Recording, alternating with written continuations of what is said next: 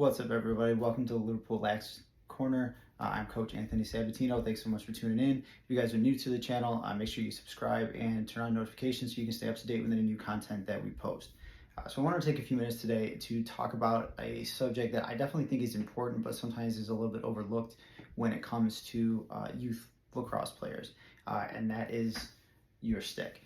When kids are getting involved in lacrosse, especially newer players, the trend that we see as coaches is for parents and the kids to go to any kind of sporting goods store, and usually the easiest way to get started in the sport is just to pick up a stick off the shelf and get started that way. It's certainly an economical way of going about it, but as players start to grow, both physically in age and also develop in their skills, the sticks that are off the shelf are not always the most conducive, or they don't always fit their style of the way they play.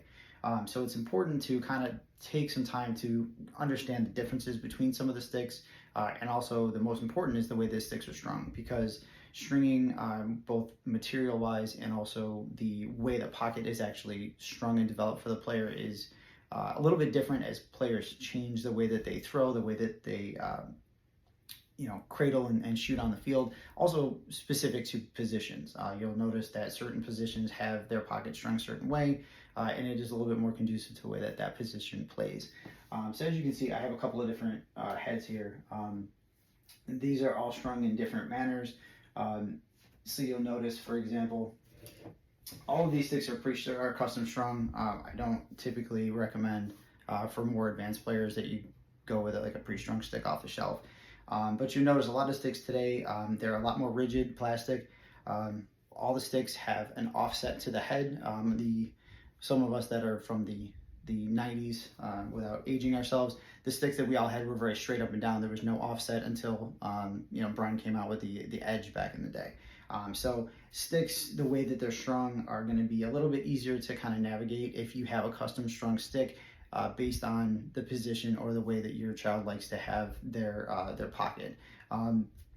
Midfielders, for example, you will typically tend to find midfielders wanting a more mid pocket to maybe even a higher pocket, simply because of the way that they carry the ball. Midfielders, as you can see, and if you watch the game, are usually running downfield, two-handed cradle, and then with shooting on the run, the pocket tends to pull the ball up towards the top end of the pocket. So they typically want a more mid-sized pocket or middle of the stick to kind of transition the ball upward and out in a little bit harder of a shot.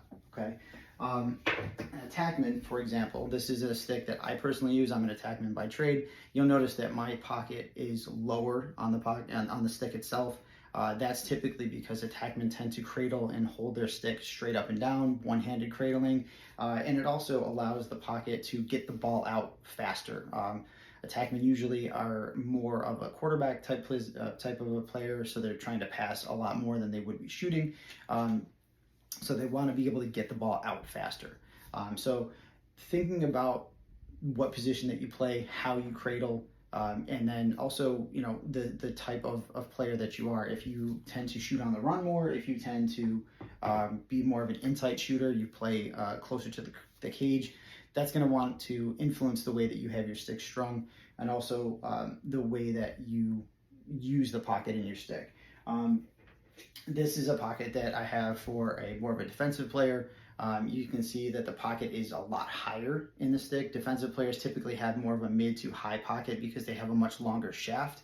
So there's a lot more whip in the ball when the ball comes out. So they typically want to allow for that to cradle a little bit better. So they don't have to cradle straight up and down. They have a longer stick. They need to be able to cradle a little bit more sideways or even lower to the ground when they carry the ball.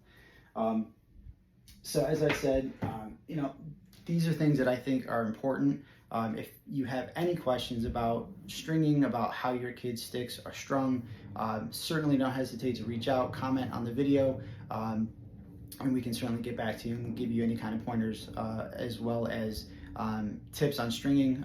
We're going to put some videos on the channel with tutorials on how to actually string your own sticks. It's always important as a player to understand how your stick works best for you. And the best way to do that is to eventually learn to string your own sticks. That way you don't have to rely on anybody else to string it for you in a pinch. If something happens in the middle of a game or during a week of practice, you can just fix it on your own. You don't have to take your stick to a store and then wait on them to get it strung and redone for you. So again, thank you guys so much for tuning into this quick video. We will certainly be posting more content like this on the channel. So if you do like the video, you like the content, like the video, subscribe, and turn on notifications so you can stay up to date. All right, thanks a lot.